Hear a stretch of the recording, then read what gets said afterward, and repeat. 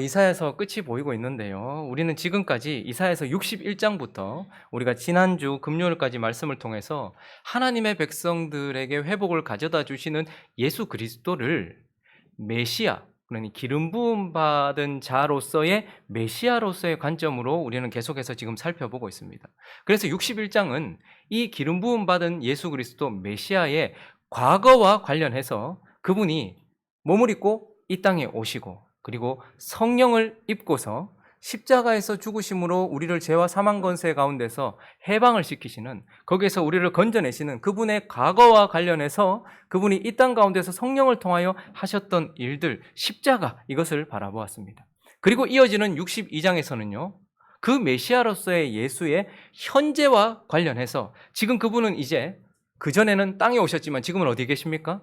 하늘 보좌 우편에, 지금 현재 보좌 우편에 계시고, 그리고 이곳으로 성령을 보내시고, 그리고 지금 무엇을 하고 계십니까? 자기 백성들을 위하여 여전히 보좌 우편에서 중보하고 계시고, 보좌에 앉으셔서 지금도 자기 백성들을 위하여 통치하시고 주관하고 계시는 현재 왕으로서 지금도 통치하고 우리의 머리로서 중보하고 계시는 예수 그리스도, 현재에 대해서 살펴보았습니다. 그리고 63장부터는 이 기름 부음 받은 메시아를, 이 예수 그리스도를 미래와 관련해서 그분이 이제 무엇을 하실 것인지에 대하여 말씀을 살펴보았습니다. 그래서 그 예수 그리스도, 기름 부음 받은 예수 그리스도는 지금 보좌 우편에 앉으셔서 중보하시고 통치하시지만 한 날, 이 은혜의 해가 지난 그 어느 한 날에 반드시 오셔서 하나님의 백성들을 괴롭게 했던, 하나님의 백성들을 대적했던 에돔이라는 대표로 상징되었던 하나님의 백성들에 대하여 보복하는 심판을 하실 것이고, 자기의 아들을 주시고 그 아들은 생명을 주시면서까지 손을 내미셨던 그분의 복음을 회파하고 그 예수 그리스도를 대적했던 하나님의 아들의 대적자들에 대한 보복의 심판을 하실 것이다. 한날 이제 영원한 심판이 남아있다라고 우리는 말씀을 나누었습니다. 그렇게 이어지는 오늘 본문은요, 그렇게 한날에 메시아 되시는 예수 그리스도께서 보복하기 위하여, 심판하시기 위하여 이 땅에 오셔서 하나님의 백성들을 괴롭게 했던 자들과 하나님의 아들을 괴롭게 했던 대적자들을 심판하시고 그 이후에 하실 일들을 오늘 본문이 말해주고 있는 거예요. 자, 그러니까 과거에 하셨던 일들을 우리가 자세히 아는 것도 참 중요하죠. 그리고 지금 현재 하고 계시는 그분의 모습을 바라보는 것도 중요해요. 그러나 이제 우리가 곧 경험하게 될 미래에 대한 이야기는 더욱더 우리의 가슴을 뛰게 만들고 우리를 더 주목하게 한단 말입니다. 하나님의 백성들을 괴롭게 했던 자들과 하나님의 아들을 괴롭게 했던 자들에 대한 보복의 심판과 함께 이제 어떤 일들이 한 날에 이어질 것인지, 우리는 어떤 날을 맞이하게 될 것인지 한 두 가지 교훈을 살펴보려고 하는데, 그 첫 번째는요, 심판 이후에 남은 자를 구원하신다라고 오늘 본문은 우리에게 가르쳐 주고 있습니다. 자, 65장 1절 말씀 한번 읽어주시겠습니까? 시작. 나는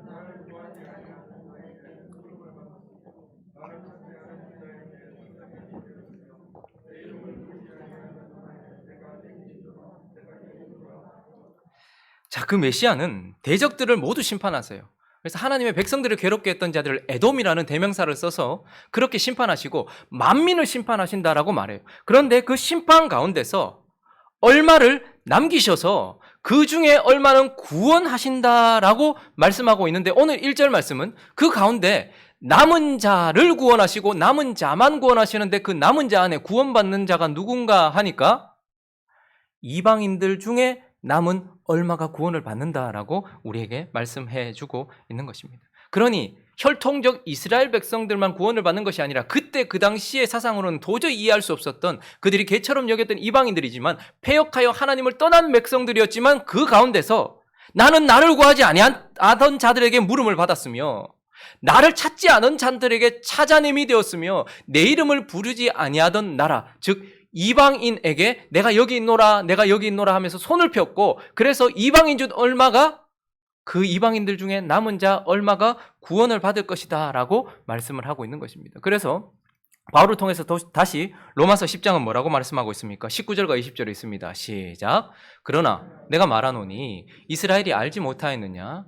먼저 모세가 이르되 내가 백성 아닌 자로서 너희를 시기하게 하며 미련한 백성으로서 너희를 노엽게 하리라 하였고, 이사야는 매우 담대하여 내가 나를 찾지 아니하던 자들에게 찾은 바 되고 내게 묻지 아니하는 자들에게 나타났노라 말해. 무슨 말입니까? 이방인들 중에 얼마가 마지막 날 모두 심판받는 그 심판 가운데서 하나님에 의하여서 남은 자, 이방인 중에 남은 자가 구원을 얻을 것이다 라고 말씀을 하고 있는 것입니다. 그리고 또 이제 중요한 메시지는 이것입니다. 그들에게 있어서 충격적이었던 것은 이방인 중에 얼마가 구원을 받는다? 이것도 충격적이었지만 또 하나 충격적인 것은 무엇이냐면 이스라엘 중에 남은 자가 구원을 받는다라는 거예요.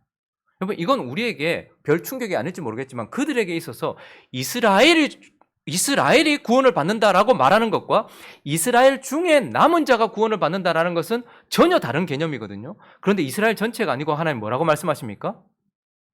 이스라엘이 아니라 그 중에 이방인 얼마가 구원을 받는다는 것도 충격인데 이스라엘 전체가 아니라 이스라엘 중에 남은 자가 구원을 받는다라고 말하면서 패역하고 하나님을 떠난 이방인들 중에 얼마가 구원을 받는다라는 것과 함께 동일하게 패역하고 하나님을 떠난 이스라엘 중에 얼마만 구원을 받는다라고 말해요. 여러분, 우리를 참 이런 생각을 버려야 되는데 우리 가운데 그런 마음을 가지고 있는 사람들이 참 많아요. 그런 사상들을 이렇게 선포하는 사람들이 많은데 쉽게 말하면 신학적으로 보편 구원론자들이라고 말합니다. 보편 구원론자들은 무엇을 말하는 것입니까? 보편이라는 것은 모두 다를 의미하잖아요. 그러니 보편 구원론자라는 무엇이냐면 모두가 다 구원받는다라고 생각하는 사상입니다. 하나님은 모든 자들의 창조주 아니냐. 그리고 예수는 모든 자들을 사랑하여 십자가에서 죽으신 것 아니냐. 그러므로 불교를 믿든 이슬람을 믿든 카톨릭을 믿든 도교를 믿든 유교를 믿든 아무것도 믿지 않든지 간에 모든 사람들이 그 하나님에 의하여 그 십자가 은혜로 인하여서 일로 가든 절로 가든 다 정상으로 올라갈 것이다 라고 말하는 것이 보편 구원론입니다. 그래서 많은 사람들이 그래 모든 사람들이 구원받을 거야 라고 생각하는 해악한 생각을 가지고 있습니다. 그러나 그것보다 더 해악한 것은 무엇인지 아십니까? 저는 이것을 교회 보편 구원론이라고 부르는데 없는 단어입니다. 제가 만든 단어예요. 교회 안에 있는 모든 자들이 구원받을 것이라고 생각하는 착각, 이것을 말하는 것입니다. 이스라엘 백성들 전체가 다 구원받을 것이라고 착각했던 것처럼 교회 안에 있는 자들은 전부 구원을 받을 것이라고 생각하는 착각, 이것이 바로 교회 보편 구원론자들이에요. 그래서 이들은 내가 교회 안에 있고 내가 예배를 드리고 내가 헌금을 하고 내가 직분을 받고 내가 은사를 받았고 은사를 사용했고 결과도 나타냈기 때문에 나는 교회 안에 있었기 때문에 기독교라는 이름 때문에 나는 구원을 받을 것이라고 생각하는, 교회 전체가 구원받을 것이라고 생각하는, 이스라엘 백성 전체가 구원받을 것이라고 생각하는 것, 이것이 큰 착각이고 무서운 것이란 말입니다. 오늘 본문은 계속해서 나누고 있어요. 그들은 먹을 것이고 이들은 당할 것이고, 그러니까 분리를 시키고 있다라는 것입니다. 그러니까 하나님은 마지막 날에 어떻게 하신다고 말씀하십니까? 분리를 시켜서 이스라엘 백성 전체가 아니라 그 중에 남은 자만 구원하신다라고 말하고, 교회 전체를 구원한다라고 말씀하시지 않고 교회 가운데 남은 자만 구원한다라고 말씀하시면서 마지막 날, 지금은 다 섞여 있습니다. 그러나 마지막 날 분리시킬 것이다 라고 말씀하고 있는 거예요. 자, 그러면 어떤 자들을 분리시키시는 겁니까? 어떤 자들은 분리되어서 영원한 심판 가운데 처하게 되고 어떤 자만 남은 자들인 것입니까? 분리되는 자들, 그들의 특징은 바로 일단은 8절과 9절을 한번 가볼까요? 먼저 8절 9절을 읽어보겠습니다. 시작.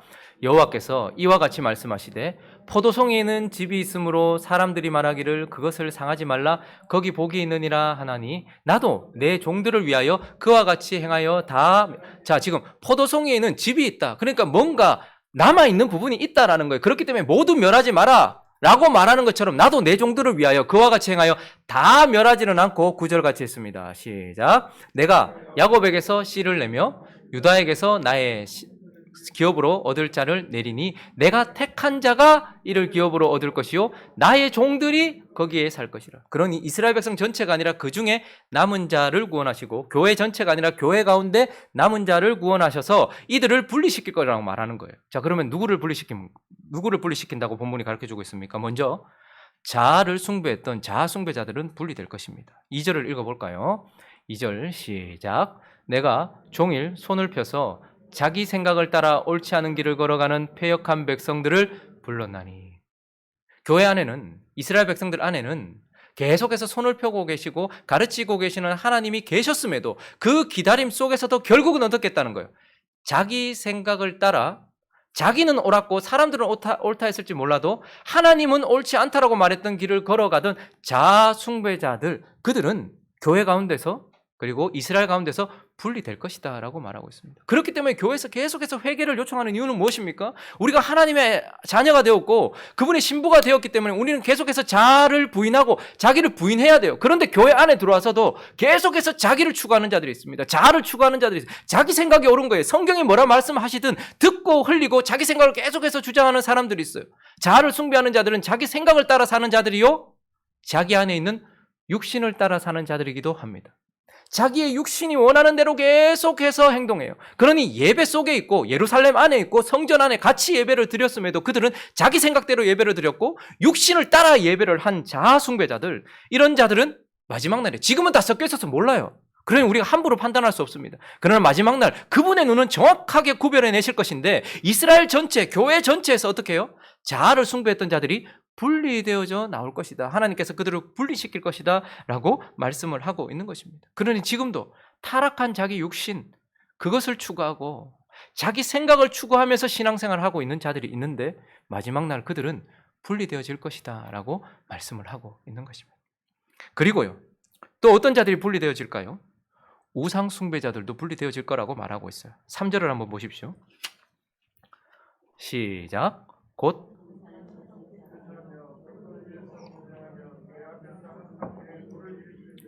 제사는 어디에서 해야 됩니까? 성전에서 해야 됩니다. 분향은 어디에서 해야 됩니까? 성전 안, 그리고 제단에서 해야 됩니다. 그런데 동산, 자기가 원하는 곳에서 벽돌 위에서 분향하면서 항상 내노를 일으켰던 자들, 그런데 그들이 4절을 한번 보시면 그들이 어디에 앉아있대요? 무덤 사이에 앉아있고 은밀한 처소에서 밤을 보낸다. 무덤 사이라는 것은 죽은 자들 사이에 있다라는 것이고 이것은 결국 귀신들과 교접했던 사람들을 의미하는 거예요. 그러니까 교회 안에 있으면서도 우상숭배하는 자들이 있어요. 점 보고 점 치고 미래를 알기 위해서 이렇게 저렇게 하나님의 말씀을 그런 식으로 받는 자들이 있단 말입니다. 죽은 자와 같은, 귀신과 같은, 하나님과 완전히 끊어진 영들과 교접하면서 그 사단을 쫓아 사는 사람들, 그 사단을 따라 사는 사람들, 그러한 자들이 교회 안에 있더라는 말이죠. 그래서 그러한 우상을 숭배하는 자들이 또 마지막 날에 분리되어져 갈 거라는 거예요. 교회 안에요, 점쟁이들이 그런 얘기 하는 거 아시죠? 우스갯소리로. 종교를 상관없습니다 이렇게 이제 얘기하는 거예요. 그러면서 하는 말이 권사님들도 많이 옵니다 이러더라고요. 야, 그 또 어떤 분들은 내가 진짜 하나님의 사람이면 점괘가 안 나올 거다 생각하는데 점괘를 정확하게 맞추더래요. 교회 안에서도 우상을 섬기는 자들, 귀신을 쫓는 자들이 많습니다. 귀신 같은 믿음 가지고 있는 사람들 많습니다. 그러니 마지막 날에는, 지금은 몰라요, 그런데 우상 숭배자들이 걷어내어질 것이다. 11절을 보십시오. 시작.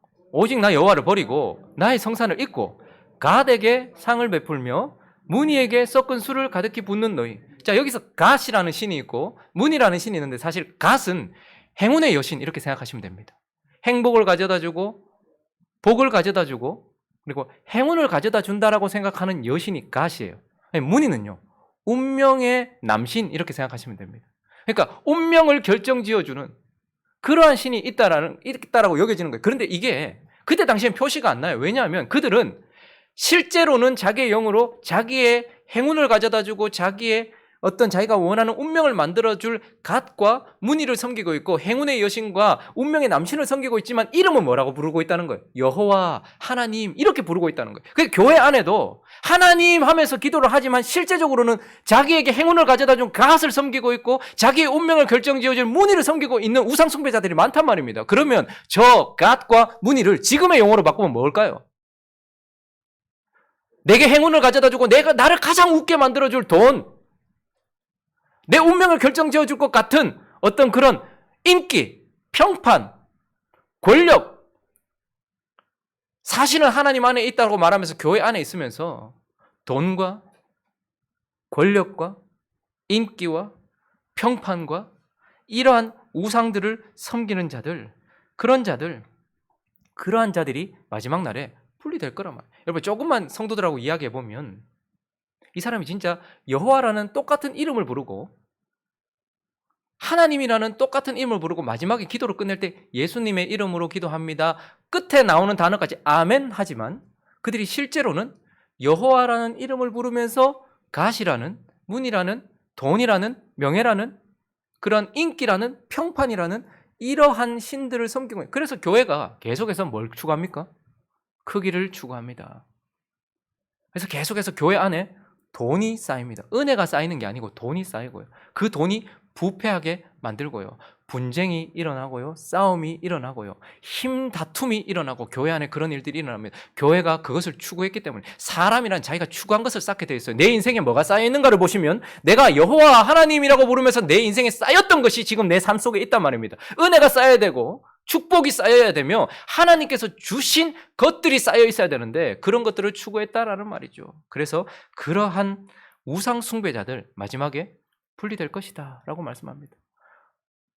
앞에서 매주 설교하면서 여호와의 이름으로 성경을 가지고 설교했던 우상 숭배자 목사들이 많을 것입니다. 여러분 기도해 주십시오. 제가 우상 숭배자가 되지 않도록.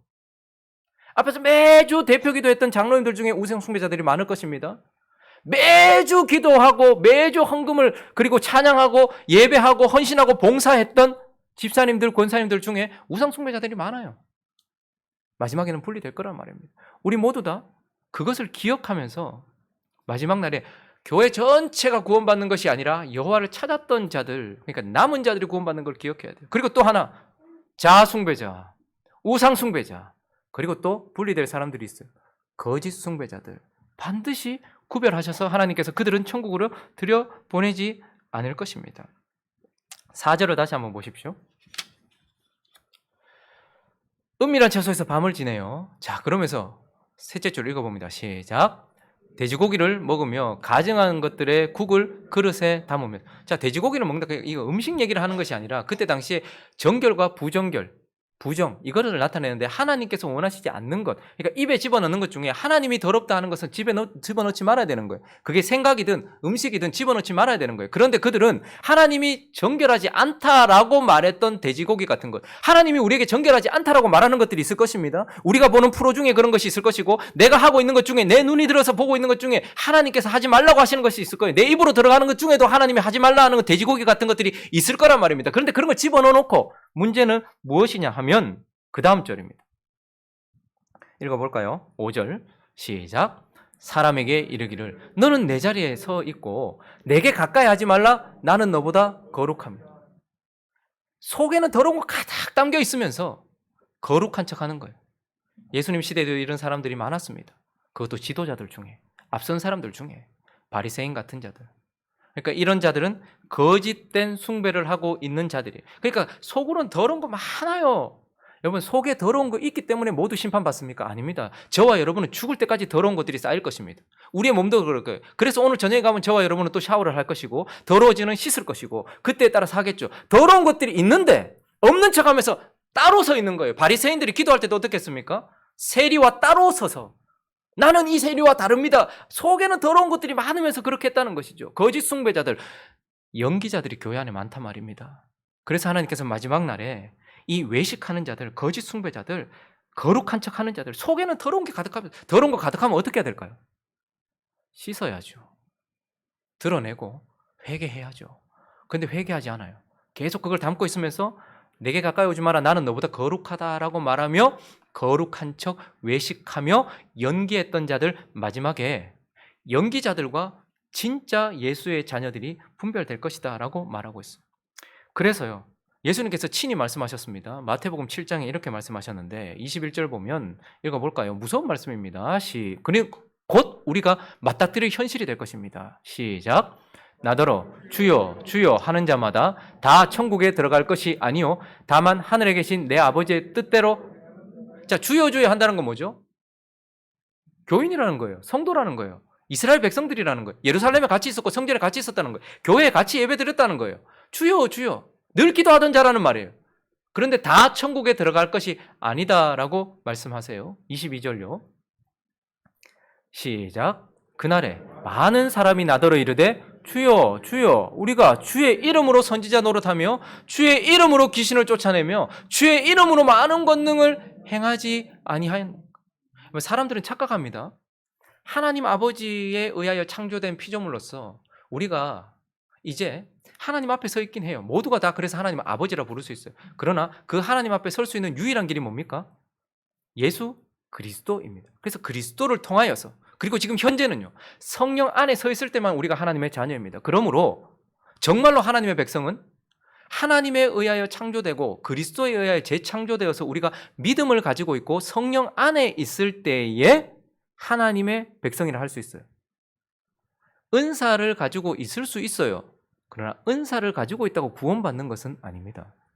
가룟 유다가 복음을 전파했을 때도 아마 누군가는 그의 복음을 듣고서 회개했을 것이고 가룟 유다의 치유에 의해서 누군가는 또한 치유를 받았을 거예요. 그러나 은사가 있다고, 그래서 설교하는 은사가 있어서 한평생 누군가를 돌아오게 했던 선지자라 할지라도, 내가 선지자 노릇했다 할지라도 그가 믿음을 가지고 성령을 소유하지 않은 자들은 가짜라는 말이에요.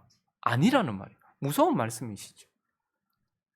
그래서 많은 사람들은 내가 직분을 가지고 있고 내가 은사도 가지고 있고 그런 은사에 의한 결과도 가지고 있으니 나는 천국 갈 것이다 생각하는데, 천국은 오직 예수 그리스도를 향한 믿음과 그분이 보내신 성령을 소유하고 있는 자, 성령 안에 있는 자만 그렇게 된다는 거예요. 마지막 날 어떻게 된다는 거예요?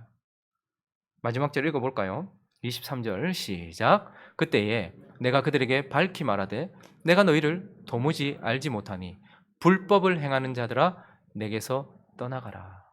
내가 예수를 아는가가 중요한 것이 아니에요. 왜냐하면 우리는 우리 마음대로 예수를 알거든요. 예수가 나를 안다 하는가, 그것이 중요한 것입니다. 내가 뭘 들고 있느냐, 내가 지금 손에 뭘 들고 있느냐가 중요한 것이 아니라 주님께서 뭘 들고 있으라라고 했는 것을 들고 있느냐, 이것이 중요하다라는 거예요. 그래서 이런 자들은 결국 어떻게 된다는 거예요? 자아를 숭배한 자, 교회 안에 있으면서 자아를 숭배하고 우상을 숭배하고 거짓을 숭배했던 자들은 분리되어서 다 심판을 받게 되고, 그 중에 여호와를 찾은 자, 믿음으로 예수를 붙들고 성령 안에서 그분께 순종했던 자, 그리고 그분께 순종하기 위해 발버둥 쳤던 자들, 그들만 남아서 남은 자를 마지막에 구원하신다라고 말씀을 하고 있는 것입니다. 그러니 지금은 우리가 다 같이 앉아있기 때문에 다 괜찮은 줄 알아요. 그리고 지금은 기회가 있기 때문에 지금은 괜찮아요. 그러나 그날이 언제 올지 우리는 알지 못합니다. 그러므로 우리가 이 말씀을 보면서 남은 자만 구원하신다라는 것을 기억하면서 마지막에 대적들이 심판받을 것이라는 속 시원한 소리를 듣고 하나님을 업신여겼던 하나님의 대적들이 심판받고 보복당할 것이라는 것에 대한 시원한 생각을 가지지 몰라도 그 이후에는요, 다 남은 자들 다 구원받는 게 아니고 이방인 중에 얼마가, 그리고 이스라엘 백성, 교회 가운데 얼마만 구원받는다라는 이 엄중한 말씀 앞에 우리가 기억하며 나가야 될 필요가 있다는 것. 자, 그리고 이어지는 가장 영광스러운, 그리고 그분이 심판, 보복하시고 그리고 남은 자만 구원하시고 그 다음에 뭘 하신다고 말합니까? 두 번째, 새하늘과 새 땅을 창조하신다라고 말씀하고 있습니다. 자, 17절 읽어주시겠습니까? 시작.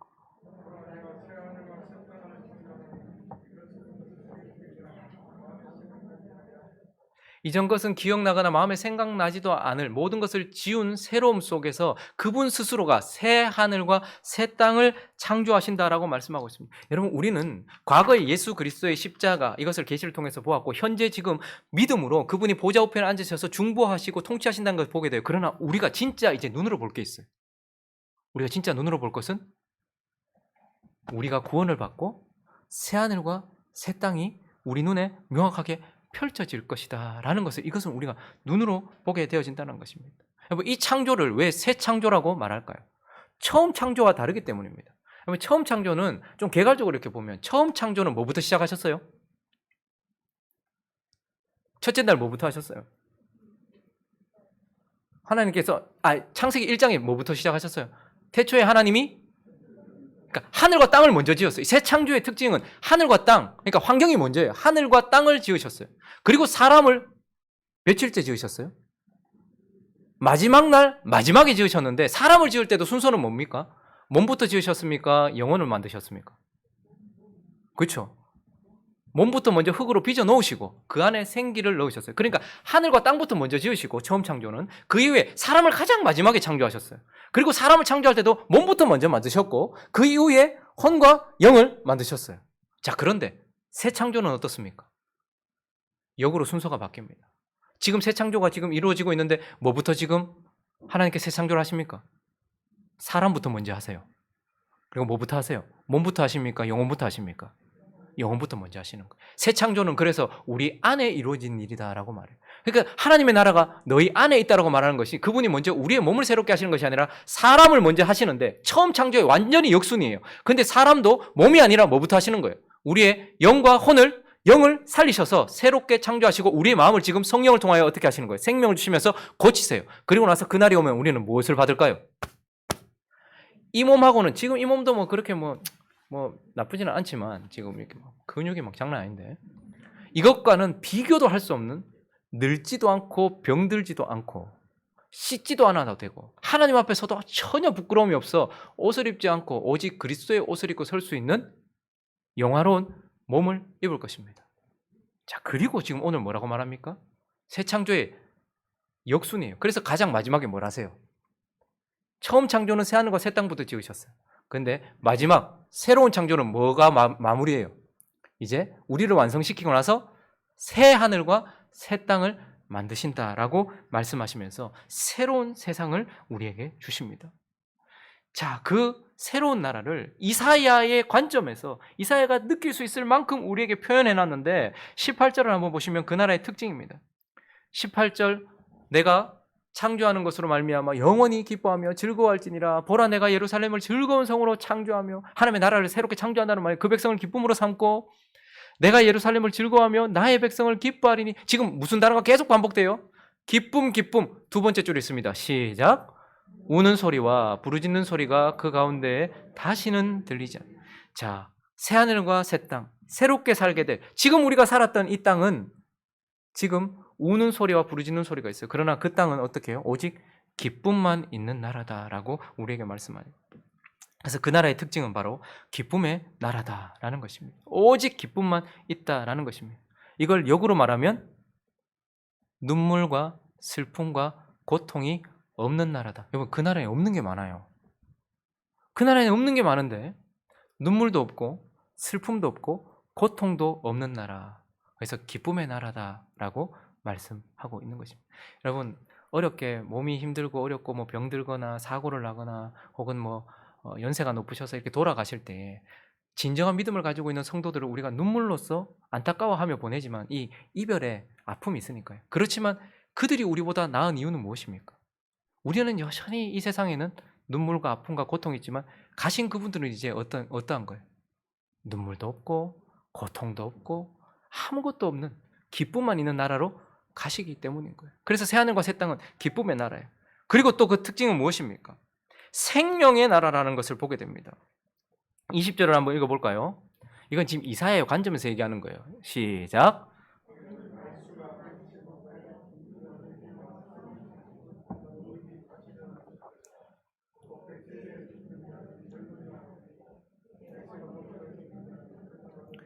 잘못 읽으면 새 하늘과 새 땅에도 죽음이 있는가 이렇게 생각하는데 그게 아닙니다.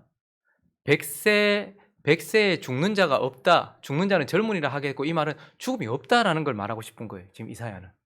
100세가 못 되어 죽은 자는 저주받은 거니까 그럴 일이 없다 이 말입니다. 그래서 지금 어린아이와 노인 이것을 지금 비유하고 있어요. 그때 당시에는 태어나자마자 죽는 아이도 많았고 지금도 그렇지만 그래도 의술이 많이 발달했지만 그 당시에는 자기 수명을 다 채우지 못하고 죽는 아이도 많았고 나자마자 죽는 아이도 많았고 그리고 자기 수명을 다 채우지 못하여 노인이 죽는 자들 많았죠. 그런데 지금 우리가 가게 될 새하늘과 새 땅은 이제 어떻다는 거예요? 생명으로 가득한 나라라는 거예요. 그러니까 또 그 나라에 없는 게 뭐라는 거예요? 죽음이 없고 죽음이 없다는 건 그 앞에 뭐가 없다는 것일까요? 죽음을 가지고 오는 죄가 없다는 거예요. 그러니까 그 나라는 생명의 나라로서 죄도 없고 사망도 없고 죽음도 없는 나라다라고 우리에게 말씀해 주고 있는 것입니다. 그리고 또 그 나라는요. 21절부터 보니까 가옥을 건축하고 그 안에 살고 포도나무를 심고 열매를 지가 먹는 것. 여러분 이것이 그 당시 이스라엘 백성들에게 한번 생각해 보십시오. 블레셋이 와서, 옆에 에돔이 와서, 모압과 암몬이 와서, 저기 아수르가 와서, 바벨론이 와서, 로마가 와서, 그러니까 자기가 했는 것을 자기가 얻지 못하는 삶을 살았던 그 뼈아픈 한설인 그들에게 네가 가옥을 지었냐? 네가 그 안에 살 것이고 포도나무에 심었냐? 열매를 먹을 것이다. 22절도 그들이 건축한 22절요. 그들이 건축한 데에 타인이 살지 않고 그들은 항상 지어주고 자기들은 밖에 살았어요. 타인이 살지 않고 그 심은 것을 타인이 먹지 않고 이게 뭐 그리 축복인가 싶을지 모르겠지만 그들이 간절하게 원하는 거예요. 그리고 하나님의 백성들에게 하나님께서 주시는 가장 큰 축복이 심은 대로 거두는 거예요. 엉겅퀴도 나지 않고. 그래서 23절도에 보니까 그들의 수고가 헛되지 않겠고 그들이 생산한 것이 재난을 당하지 아니할 것이다 라고 말하면서 그 나라는 축복이 가득한 나라. 그래서 또 그 나라에는 없는 게 뭡니까? 잃어버림이나 빼앗김이나 모든 것을 앗아갈 재난이 없는 나라. 여러분 얼마 전에 저기 안심역인가요? 싱크홀 생긴 거 보셨죠? 갑자기 땅이 확 꺼져서 누가 그걸 예상이나 하겠어? 아무도 다치지 않아서 다행이지만 하루아침에 땅이 꺼져서 내가 지금까지 노력하는 거 다 잃어버리는 게 이 땅의 삶이에요. 어느 순간 갑자기 나는 운전 잘하고 있었는데 옆에서 와서 뭐 사고 나서 가는 경우도 있고 갑자기 질병이 들어서 가는 경우도 있고 얼마나 많은 일들이 우리 가운데 있습니까? 그런데 하나님은 이제 새하늘과 새 땅은 잃어버림이 없을 것이다. 그리고 누구에게 빼앗기는 일도 없을 것이다. 그리고 갑자기 앗아가는 통제할 수 없는 재난도 없는 나라가 그 나라다라고 말씀합니다. 그리고 또 하나는요. 연합과 하나됨의 나라가 그 나라다라는 것을 보게 돼요. 24절 한번 보십시오. 얼마나 아름다운 구절입니까? 시작. 그들이 부르기 전에 내가 응답하겠고 그들이 말하기 전에 내가 들어. 지금 우리가 기도해야 되고 물론 하나님 우리가 말하기 전에 이미 다 알고 계시죠. 그렇지만 우리는 기도해야 되고 이건 하나님과 우리가 떨어져 있다는 걸 의미해요. 지금도 보좌 우편에 계시고 우리는 여기 있습니다. 하나님은 하늘에 계시고 우리는 땅에 있어요. 그러나 그들이 부르기 전에 내가 응답하겠다는 것은 그와 내가 하나가 지금 바로 붙어 있다는 걸 의미하는 거예요. 말을 마치기 전에 내가 듣는다는 것은 뭐죠? 연합되었다라는 것을 의미하는 거예요. 그러니까 하나님의 나라의 가장 영광스러운 것 중에 하나는 하나님과 우리가 연합되어 하나 되어 있는 나라라는 거예요. 이 땅에서는 분리되어 있어요. 떨어져 있어요. 그분이 얼굴을 돌리시기도 해요. 그러나 그 나라는 그렇지 않다는 거예요. 그리고 마지막으로 어떤 나라라는 거예요. 25절 시작. 이리와 어린 양이 함께 먹을 것이며 사자가 소처럼 짚을 먹을 것이며 뱀은 흙을 양식으로 삼을 것이니 나의 성산에서는 해함도 없고 사함도 없으리라 여호와께서 말씀하시냐. 이리와 어린 양, 사자와 소, 그러니까 천적적인 관계, 그리고 같은 것을 먹지 않는, 그리고 사자는 소와 다릅니다. 식물을 먹지 않습니다. 그렇게 피를 흘려야지 되는데 그러한 모든 죄된 본성이나 이런 것들, 그런 것들 때문에 반복하고 있었던 모든 해함과 상함, 다툼, 싸움, 이러한 모든 것들이 지금 여러분 그냥 겉으로도 한번 보십시오. 우리나라는 지금 전쟁이 잠깐 휴전이니까 그런지 몰라도 지금도 저기 탄탄탄 하는 나라들 있잖아요. 아직까지 전쟁입니다. 그리고 굶어 죽냐 죽지 않냐에 생계를 놓고서 싸우는 사람들이 많아요. 그냥 그런 거 다 제외하고도 우리도 지금 계속 영적 싸움 아닙니까? 우리 속에서는 계속 악한 것들이 올라오고 우리는 성령 안에서 싸우고 있고 이런 싸움들이 많아요. 그렇지만 그 마지막 날 이리와 어린 양이 함께 사자와 소가 같이 짚을 먹는 그러한 나라, 평화의 나라. 그래서 그 나라에는요 해함도 상함도 다툼도 없는 나라다라고 말씀합니다. 자, 그러니 이제 그 메시아는 단순히 우리 한 사람을 구원해놓고 끝내는 것이 아니고 마지막 날 모두를 심판하시고 남은 자를 완전히 구원하시고 어떻게 하시는 거예요? 새하늘과 새 땅을 창조하셔서 새로움의 나라를 창조하셔서 기쁨과 생명과 축복과 연합과 평화의 나라를 만드시고, 그래서 그 나라를 역으로 말하면 고통과 눈물이 없고 그리고 죄와 사망이 없으며 잃어버림과 빼앗김과 재난이 없고 분리와 하나님의 부재가 없으며 해함과 상함과 다툼이 없는 완전한 나라를 만드셔서 우리로 거기에서 영원히 거하게 하신다라고 말씀하고 있는 것입니다. 말씀을 정리하겠습니다. 우리는 고난받은 종으로서의 예수를 살펴보았고 지금은 기름 부음 받은 자, 메시아로서 예수를 살피면서 그분이 하실 미래에 대해서 살펴봤어요. 그런데 그분이 하신 미래인데 이것이 왜 우리에게 소망이 됩니까? 그분이 우리를 위하여 하실 일이기 때문에 그렇습니다. 그래서 그분의 내일을 살펴보면서 우리는 확연하게 구별되고 있는 두 부류의 사람들을 보게 됩니다. 하나는 하나님을 반역했던 자들. 그들은 이 땅을 살면서도 어떨까요? 마치 사울처럼 하나님이 떠났기 때문에, 하나님이 없기 때문에 자기의 열심과 노력과 고통 가운데서 하루하루 불안해하면서 아무리 돈을 많이 가졌든 아무리 권력을 많이 가졌든 하나님이 없으니 지금도 그들은 사실 고통 가운데서 살아가다가 마지막 날 심판 때에는 더 무서운 고통 앞에 서게 될 것이고, 그 심판 이후에는 뭐죠? 영원한 고통 가운데 서게 될 것입니다. 그러나 우리는요, 우리는 이 땅 가운데서 완성되진 않았고 완전하진 않지만 성령을 우리 안에 보내주시면서 이제 우리 안에 은혜와 평강을 주신 하나님이 우리 안에 있어서 우리는 이 땅을 사는 동안도 환난과 고통이 있긴 하지만 우리는 평안과 은혜 가운데서 살아가고, 마지막 날 최후 심판이 있는 그때에도 우리는 그리스도의 피와 성령의 은혜와 그분으로 인하여서 또다시 은혜와 평강을 누리게 될 것이고, 새하늘과 새 땅이 창조된 그곳에서 영원히 평화와 은혜를 누리게 될 것이라고 말해요. 그러니 악인들은, 하나님을 믿지 않는 자들은 나쁘게 살다가 더 나쁜 것을 볼 것이고 영원히 나쁜 삶을 살게 되겠지만, 우리는 좋은 것을 살다가 더 좋은 것을 경험하게 될 것이고 영원히 좋은 삶을 살게 될 것이다 라고 말씀하시는 이 하나님의 말씀을 들으면서, 여러분, 오늘이 좀 고단하시죠? 그리고 인생이 좀 고단하시죠?